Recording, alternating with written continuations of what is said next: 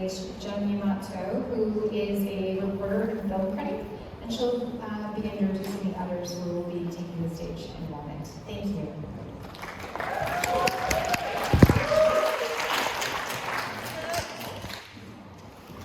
Hello, everybody. I hope we are ready for a really fun, enlightening, exciting panel because today we have filmmakers from the hit film Godzilla -1, Oscar nominated for VFX. It is the first Godzilla movie to get any Oscar nomination in the 70 years of that great franchise's history. So I'd like to welcome, first off, director, writer, and VFX supervisor, Takashi Yamazaki.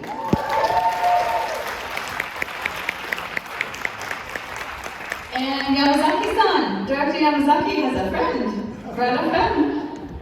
And joining Yamazaki-san today is producer Kenji Yamada.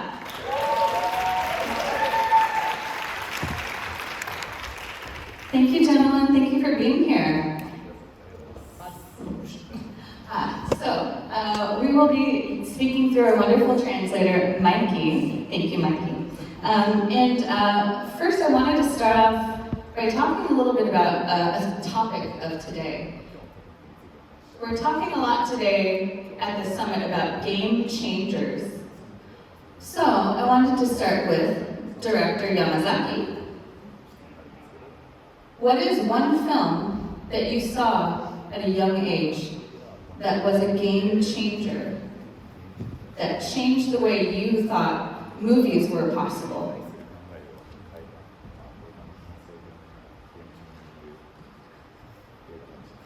Star Wars. Star Wars. How old were you? Maybe 14 years.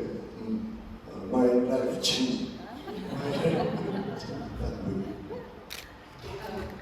How do you feel like those movies that you watched as a young person influenced the filmmaker that you became? フィルムメーカーにまずなりたいとすごく思うようになりました。これを仕事としている人たちがいるんだっていうことがすごく自分の人生にとっては大きな衝撃でした。It made me want to become a filmmaker. I think that was the biggest influence it had on me. It made me realize that there was, in fact, a job or people making these films for a living.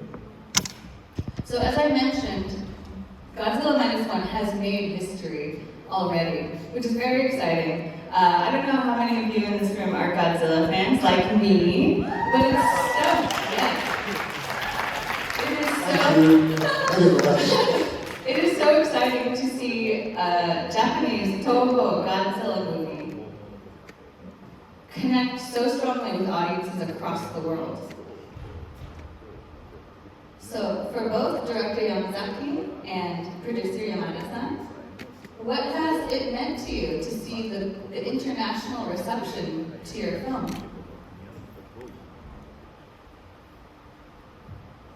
すごく今まで日本の映画が海外、特にハリウッドで公開されて大々的に見てもらうということはほとんどなかったことなので、非常に新しい扉をゴジラがその力で押し上げてくれたという印象があります。I think it's quite unheard of for a Japanese production film to have this much critical acclaim and reception, even just the wide theatrical release that it received. So I attribute a lot of that to Godzilla pushing open the doors. I think the door's been cracked open now. エンターテインメントはとてもすごく重要で、やっぱりアートムービーはすごく日本の映画って広く知れ渡っていると思うんですけど、やっぱりエンターテインメントで普通のお客さんが楽しんでくれたっていうことが我々の映画を作る上で海外市場っていうものを意識していいんだっていうことを感じさせてくれたっていうのはすごく大きいと思ってます。And the fact that it was an entertainment spectacle type of film, I think it's very key because there's certainly a lot of art house films from Japan or other countries that receive a certain amount of critical acclaim, but the fact that an entertainment piece like this has been so well received, I think it's shifting our perspective into looking at international markets more. And Yamada-san. Yes. だから日本人のだけの日本で行われている物語がしかも吹き替えでなく字幕でこれだけのアメリカのお客さんに受け入れていただけるということは今までの日本の映画の歴史でもなかったことだと思うので本当に歴史が変わった瞬間に僕らは今立ち会えているのかなと思いました。I think, again, we're witnessing history shifting right now because a film produced by exclusively Japanese people, the Japanese production, even the story, the theme was all very, very local and domestic, yet it was so well received and it wasn't even dubbed, it was subtitled to see it received this well, both critically as well as in the box office. I think it's a shift in history. I just saw these shoes. Oh my gosh, these are the best shoes I've ever seen on Yamazaki-san. Later tonight, if you get a chance to say hello to Director Yamazaki, please compliment him on his shoes. So some of the accolades that Godzilla -1 has collected since opening last year are really impressive. It's the highest grossing live-action Japanese film ever in the US box office history. It's grossed more than $100 million globally. It is nominated for 12 Japanese Academy Awards. And it is the first Japanese film to be nominated for the Oscar for Best VFX. Now there is a wonderful video online that shows your team, you and your team, hearing the news on Oscars nomination morning of your historic VFX nomination. This is your team at Shirobumi. It is, for the folks out there who don't quite know the story of how monumental the film production was, this is such a beautiful film on an epic scale. And all of the VFX, overseen by Director Yamazaki-san, were made by 35 people. It's a very small team of just 35 VFX artists. So what did it mean to you to celebrate that nomination with that team that morning?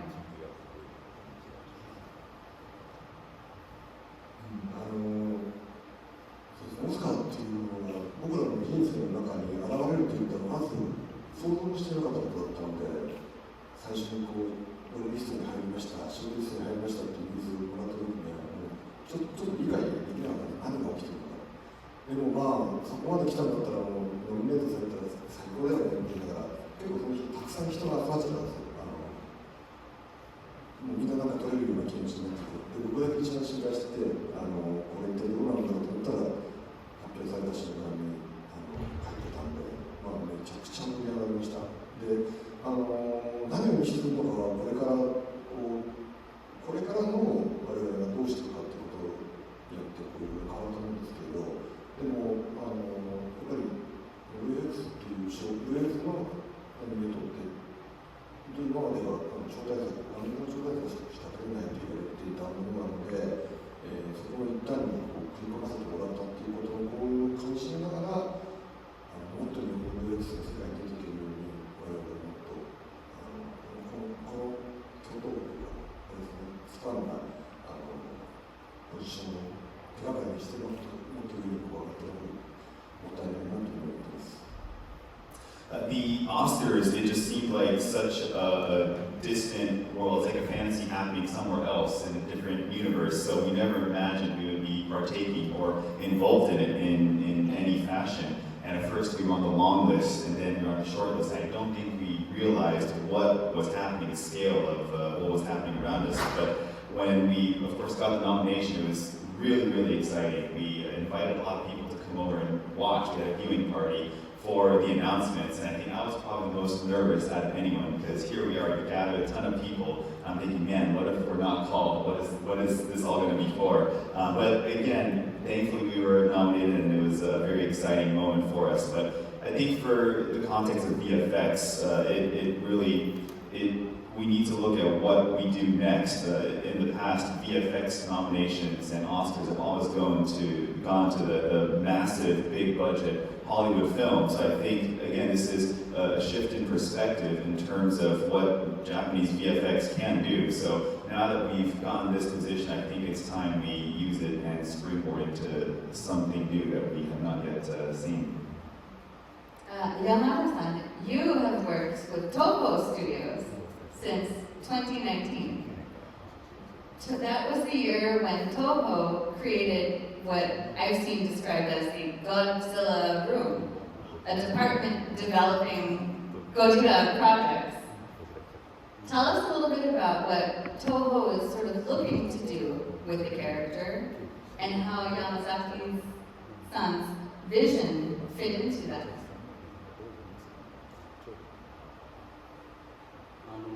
ゴジラっていう IP は非常に歴史が長いので、すごく大切な、東宝にとっても大切なキャラクターです。Godzilla is a massive IP with such a long history. It's a very, very valuable franchise for Toho. 我々の誰よりも年を取っているので、非常に歴史が長いので、実はすごく多様な解釈というか、監督の数だけいろんな種類のゴジラが作れる、すごく懐の広い IP だと思っています。And Godzilla, its history spans longer than any of us. It's the oldest member of this cast and crew. But I think what makes Godzilla really amazing is there are as many interpretations of Godzilla as there were directors who directed the films, and it's able to withstand a wide spectrum of interpretation. ですので、すごく長期的なプランとか戦略があってこの作品を作ったわけでは実はないです。So there really wasn't any kind of long-term plan when we first initiated and developed this project. まずはそのすごい高い作家性をお持ちの山崎監督と最高のゴジラをどうやったら作れるか一本の映画としてっていう、もうその一本の作品を生み出すことに集中して出来上がった一つの奇跡みたいな作品が今回だと思っています。And I think director Yamazaki has a very strong style, so we thought, hey, how can we use this style to the best of our ability and create the most amazing Godzilla film we've ever seen? And one miracle led to another, and here we are. 今回の作品の成功によってまたゴジラの多様な可能性が広がったんじゃないかなと思っています。And I hope that the success of Godzilla -1 will again pave the way for even more projects and more diverse interpretations. Speaking of diverse interpretations, Yamazaki-san, I understand you recently on this trip to Los Angeles saw the new American Godzilla movie that's coming. What was that like for you to experience such a different Godzilla movie? ゴジラの多様性を改めて感じました。すごくゴージャスな楽しい映画でした。それは本当でも全然ゴジラ、それはもう明らかにゴジラの映画でということは前田さんもあればコンプレックスゴジラもあるっていうこれがゴジラという IP のすごさをすごくこの短期間にその2つの映画を公開されるということがこのゴジラという映画の多様性を見事に表現していただかなと思います。Again, I think it speaks to what Yamada said earlier about how Godzilla can withstand many different interpretations. It's proof of that, if anything. And again, it was a very fun movie, I would say, very, very gorgeous and extravagant what was on the screen. But the fact that Godzilla -1 and Godzilla X Kong can coexist and be released back to back in such a short span, yet be so different, I think again speaks to how tough Godzilla is. When you came aboard to start writing and developing your Godzilla film, you had just come off of your 2019 film, The Great War for Archimedes, which was set during World War II. What were you thinking about at the time? How were you thinking about your place as a contemporary filmmaker as well? when you decided on the post-war Showa era setting for Godzilla?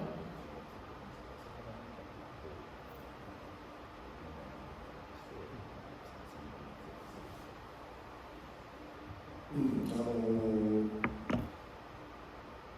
っぱり世の中が少し戦争に傾いているっていうことが作品に影響を与えているなと思います。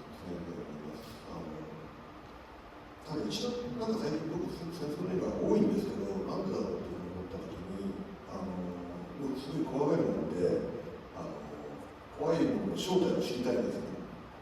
でいろんな映画を作ってきたんですけど、戦争だけは本当に分からない正体が。だからその正体をこうなんとか正体を知るために戦争の映画を作ってるんじゃないかなというふうに思います。でそれがやっぱりなぜ怖くなってきてるかっていうことは、その現代が戦争の方に少しこう舵を切りつつあるからではないかなというふうに思ってるんですけど。I think it's impossible to deny that in some sense the world is headed in the direction of war, and we see it with our geopolitical and current events around us. So I think that in and of itself certainly affected part of the project. And of course there are many war films, and I've looked at and made some myself, of course, but I like understanding things that are somehow scary or terrifying. And to me, war is very terrifying, yet I still don't fully understand it. So with each film, I hope I'm understanding something new and bringing ourselves closer to some truth. But the fact that there are so many war films out there right now, I think speaks to a reflection of the current events. And also for Yamada-san, both Yamada-san and Yamazaki-san, did it seem like creatively a risk or a gamble to take a Godzilla movie and take it back in time to the post-war era? And not only that, but to focus so much on the human drama.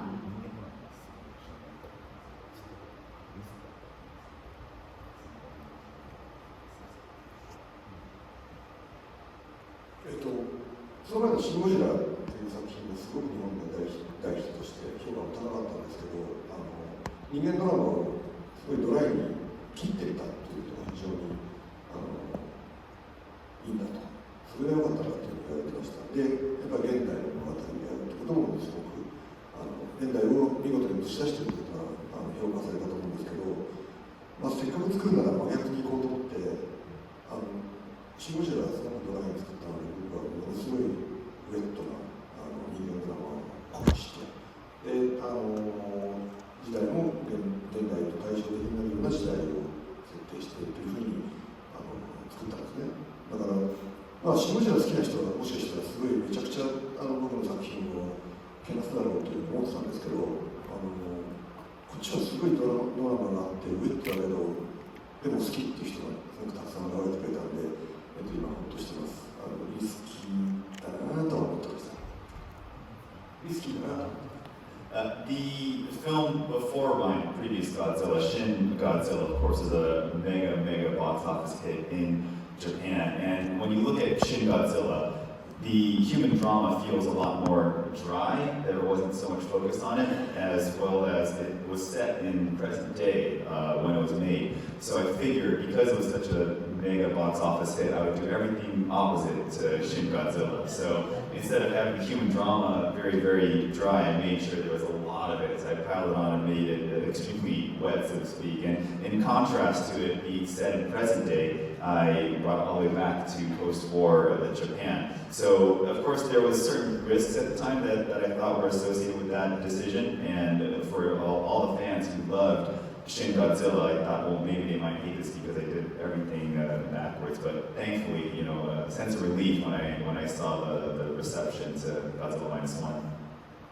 And Yamada-san, as a producer, when Yamazaki-san is proposing this kind of very different movie, is your reaction, yes, let's do it? Or, how did you react to that? 監督が話している通り、僕らで真逆のコンセプトで思いついた、特にその1950年の前、1947年を舞台にこの物語を作れるっていうそのコンセプトをみんなで共有した瞬間にはすごく手応えが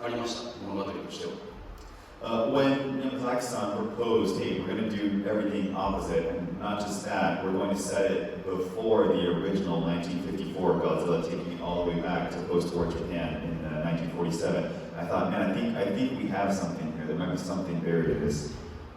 なぜなら要するにゴジラという存在に興味がないお客様でも楽しんでもらえる可能性がある、感動してもらえる可能性のある物語にできそうだというふうに思えたわけです。And that's because we felt the story itself was strong enough. It was a very fun, emotional journey that even if people weren't aware of what Godzilla is and what it represents, they can enjoy it. ただしプロデューサーとしてはビジネスとしてはとってもリスキーなプロジェクトでした。That being said, as the producer and looking at this as a business venture, I knew that there were a lot of risks. なぜならアメリカだと全く真逆のことを言われてるんですけれども、日本の映画業界では最も高いバジェットでした。And despite what the media says in the U.S. about how do we pull this off for such a small budget, put into perspective and context by Japanese production standards, it's about as high as you can go. Speaking of your budget, since you brought it up, this approach to having your director also oversee your VFX led to a very efficient production in some ways. It's very different from how most movies like this are made in America, certainly. Can you both talk a little bit about how those efficiencies helped the film be successful? ビジョンがいらないんですね。普通の映画はスーパーバイザーが監修しながらプロデュースの映像を作ってある時監督に見せてそうじゃないまた作り直してそうじゃないっていうこのやり取りがかなり長い時間をかけて行われるんですけど、僕の場合はもう最初に思い描いてたビジョンをそのままに作ればいいわけなんでそこにはまだあると思います。あと、僕ずっとVFXのチームと同じフロアにいて、何かあればすぐチェックしてっていうふうにずっとやってたので時間的な無駄もほとんどなかったと思います。そうやらないとちょっと人数で期間では仕事が作れないと思いますね。だからそれは非常にうちの我々のチームの特殊性だと思いますし映画にはすごく貢献しているとは思うんですけどちょっと疲れました。I think the greatest benefit of wearing multiple hats and switching jobs at the process is as the VFX supervisor and director, I have a very strong vision or image in my mind of what I want the final picture to look like. And most often, the VFX pipelines on Hollywood or other massive productions involve a lot of different steps and intermediary approvals. So the VFX supervisor has to sign up on a shot, and it finally goes to a screening with the director, and the director is going to have different notes, and then maybe the VFX supervisor and director are on the same page of what the final shot should look like. Whereas because I'm straddling both of those disciplines and roles, it makes it clear because we're always moving towards the final vision at any stage. And it also enables us to introduce other efficiencies. For example, I was always on location and all of our team members are on one floor. So when artists are working on different shots, I can just walk around or roll around in my chair and look at what they're doing. So I can say, oh, hey, why don't we change this shot or tweak this? So we get a lot more feedback loops than normal productions or pipelines would enable. And I think that's where we found a lot of different efficiencies. So perhaps our team is quite unique in our setup, and I don't know that every production can do this, and it certainly has its challenges as well, but it enabled us to make a film for a team with a team this small. What was one of the challenges that you faced in production, especially maybe for Yamada-san also and Yamazaki-san? But what were one of the biggest challenges that you had to figure out and that was actually very satisfying to you to see realized in the final film? やっぱ水ですかね。水を巨大な水のエフェクトをたくさん作らなきゃいけなくて、それがやっぱりまだまだ CG で水を作るってのは大変なことなので、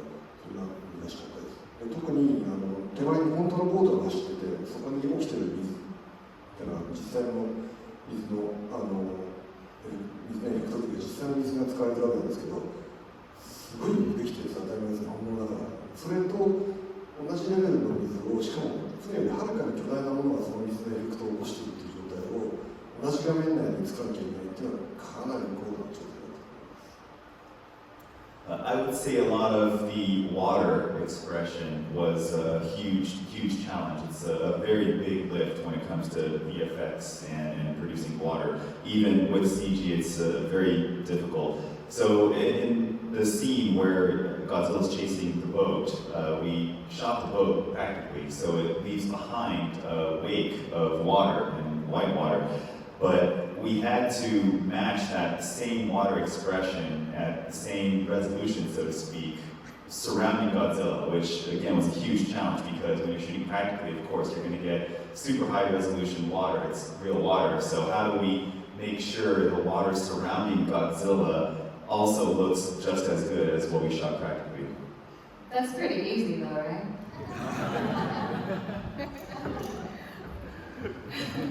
Well, we're talking about VFX. I want to ask you about one of the members of your team, Kyoko Shibuya. Your VFX supervisor, Kyoko Shibuya, is the first woman of color now nominated for the Oscar for Best VFX, and is also now only the 5th woman ever to be nominated in this category. What was meaningful about that historic first, coming from a member of your team to you, and what message does it send to the film industry, the VFX industry, about women in VFX? ものすごく優れた女性の VFX を作る人たちというのがいるので、その人たちをちゃんとオスカーが見てくれてるよっていうことがどれほどのそのやる気を出せるかっていうことがすごくあります。ものすごくよかったなというか、彼女がノミネートされたことっていうのはもう業界中の女性にあらゆる女性たちに力を与えたんじゃないかなというふうに思います。で、やっぱり評価されるべき人たちってたくさんいると思うんで、今後どんどん増えていけばいいなと思いますね。I mean, she's a very talented VFX artist and supervisor. So the fact that she was able to receive that recognition from the Academy, I think it's extremely motivating, not just for her and our entire team, but for artists everywhere. And it sends a message to not just the VFX industry, but women or other people of color in different positions in the industry, because she was able to achieve the nomination purely through merit. We only have a few minutes left, so I want to ask a really important question to the both of you, to you, Yamada-san and Yamazaki-san.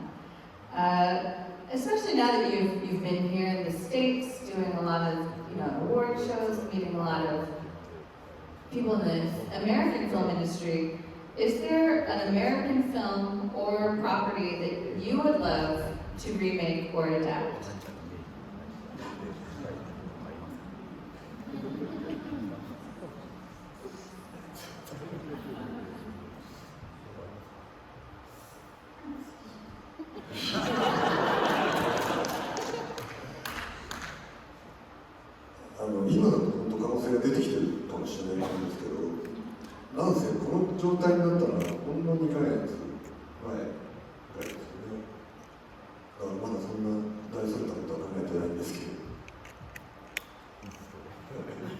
I think that entire possibility, again, the door is just barely cracking open right now, because had you asked me this question 2 months ago, again, I would have no idea, and I'm still processing this entire journey. It's just been so surreal.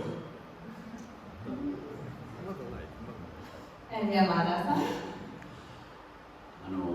ハリウッド映画で育ってきて、もう愛してやまない素晴らしい作品だらけなので、ちょっと恐れ多くて、まずリメイクしたいなんて思えないです。I mean, I've grown up with Hollywood films, and again, so many of them serve as this beacon or Bible for me as a filmmaker. So it's almost too terrifying to think about remaking any one of these. By the way, I wanted to also point out that Yamada-san produced a beautiful film last year called Monster. Right, where they're playing. So pretty good few years for Yamada-san. 運が良かっただけです。I chalk that up to luck. Yamazaki-san, I want to close by asking you about a recent interaction that you've had here during your visit with Godzilla -1. I believe you met Steven Spielberg.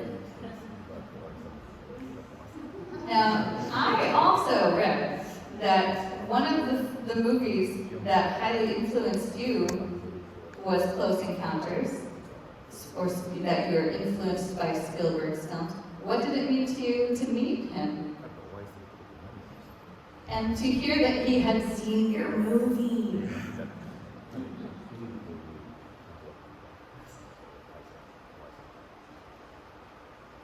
最初そのオスカーのランチョンに行った時にマイキーがそこにスピルバーグがいるよって言い出したんですよ。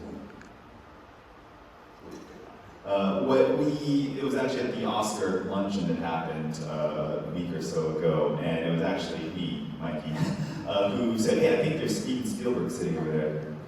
そんなことあるわけないって何言ってんだよってあるわけないって絶対スピルバーグが見えるからちょっと行ってみてみましょうって言われました。And I said to Mikey, "You're crazy. Spielberg wouldn't be here. What are you talking about? It's impossible." But I insisted, "Hey, you know what, Yamazaki-san, let's go over there and talk to him." 本物だったんです。 He was real. いや神様ですからね、僕にとっては神様と会ってしまったことの意味が意味なんか話しちゃいけないと思います。とにかく神様と会ったんです。To me, Spielberg is like a god of filmmaking. So it's hard to even begin asking what the meaning behind that meeting could have been. Maybe even searching for it is a moot point. ただスピルバーグ、僕の持ってたゴジラを見て、すごい欲しそうな顔をしてたんです。But Spielberg did see the Godzilla toy I was holding at the time, and he was looking at it with these eyes that just screamed to me, "Man, I want that Godzilla." ちょうど2つあったんで、どっちがいいって言ったら、そのセリフが黒い方が欲しいって言われて、子供かと思いました。And I happened to have two of them at the time. This one that you see in front of you, and another one where Godzilla's fins are black, so it's not charged up. And I asked Spielberg, "Which one do you want?" And he chose the one with the black fins. So I thought, wow, he's like a child again. スピルバーグの中にまだゴジラのフィギュア見たら欲しいなって思う少年性のようなものがまだあるってことに本当に感動しました。And I was just really moved at Spielberg, again, seeing this Godzilla toy, how his eyes just started glowing. He has that childlike curiosity even after all these years and success he's seen as a filmmaker. It was amazing for me to see that. あんな大人になりたい、まあ大人ですけど、あんな人になりたいなっていうふうに心から思いました。素晴らしい時間でした。And it was just an amazing moment in my history as well that reaffirmed that I want to become what he has done and what he has achieved. Well, this is your 20th film. I think you have a celebrated career as it is already, and we're all very excited to see what you do next. So I want to thank you. Please join me in thanking Director and producer Kenji Yamada. Thank you. Thank you.